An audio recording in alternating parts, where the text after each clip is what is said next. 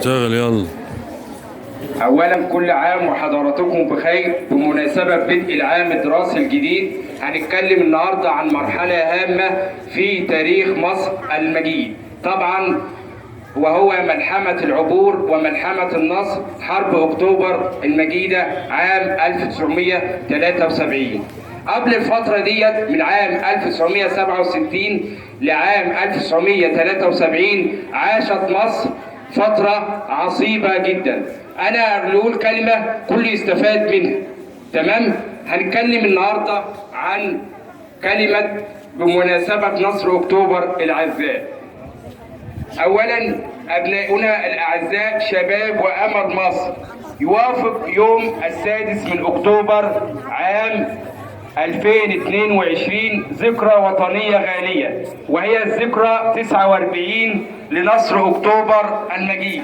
هذه الذكرى العطرة التي تحتفل بها مصر سنويا من أجل تنشيط الذاكرة الوطنية لعظمة شباب وجيش مصر، تمام، وتأكيد لروح الولاء والانتماء للوطن، كما تحتفل بها أيضا لتعريف جيل الشباب الذين يشاهدوا أو يعيشوا هذه الحرب بأحداثها الجسام وانتصاراتها الخالدة، لاستخلاص الدروس والعبر التي حققها النصر.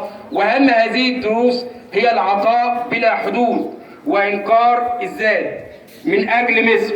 وقد ظلت شبه جزيرة سيناء تحت الاحتلال الإسرائيلي على مدى 6 سنوات اللي أنا قلتهم قبل كده، من عام 1967 إلى عام 1973، تمام، منذ حرب يونيو 1967 إلى أن قام هؤلاء الأبطال جيش مصر العظيم، وفي فترة حالكة ساد فيها الظلام حاملين مشاعل النور لإضاءة الطريق لاستردادها بعد أن خاضوا معارك دارية انتهت بالنصر المبين في إشراقة يوم 6 من أكتوبر عام 1973، وحرروا الأرض ودمروا المعتدي وكبدوا القوات الإسرائيلية خسائر فادحة، باذلين أرواحهم فداء للوطن ومسطرين بولائهم بدمائهم الطاهرة أسمى معاني الشرف والبطولة